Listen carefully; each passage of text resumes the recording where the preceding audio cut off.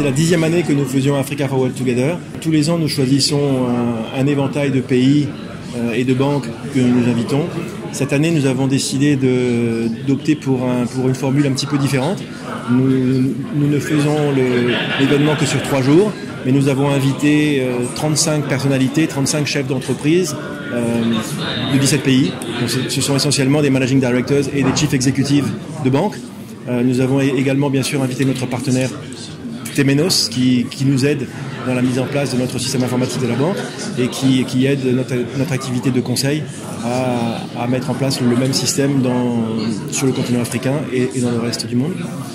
Et l'idée, c'était effectivement d'avoir un engagement un petit peu plus clair avec des décideurs de banques sur le continent africain pour essayer de voir comment est-ce qu'eux voient l'évolution de l'industrie de leur côté, de l'autre côté du canal de Mozambique, mais aussi pour essayer de partager avec eux leurs problématiques sur non seulement l'évolution de la finance sur le continent africain, mais aussi sur l'évolution des problématiques un peu plus écologiques du développement durable et comment est-ce que nous pouvons partager nos expériences avec leurs initiatives s'ils en ont. Vous savez, une banque est souvent jugée sur sa profitabilité et la MCB probablement un peu plus que d'autres de par sa taille à l'île Maurice. On ne fait que regarder les chiffres de la MCB, on ne fait que regarder le chiffre du profit, mais on ne regarde pas tout ce que la banque fait aussi autour.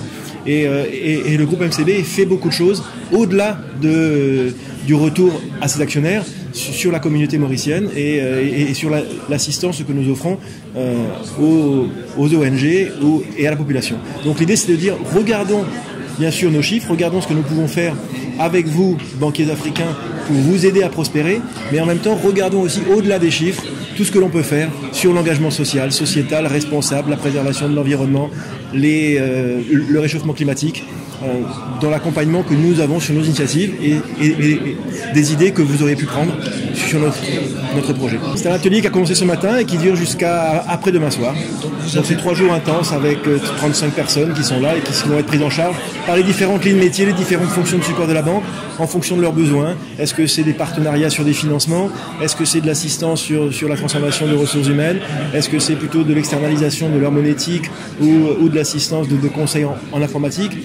Nous avons tous les employés et les responsables des différentes lignes métiers qui sont là et chacun va choisir en fonction de ses objectifs quels sont les interlocuteurs du groupe MCB avec lesquels ils vont devoir pouvoir avoir des conversations en one-to-one ou participer aux sessions plénières sur lesquelles nous donnons un point de vue global sur le groupe MCB, notre rayonnement et nos ambitions.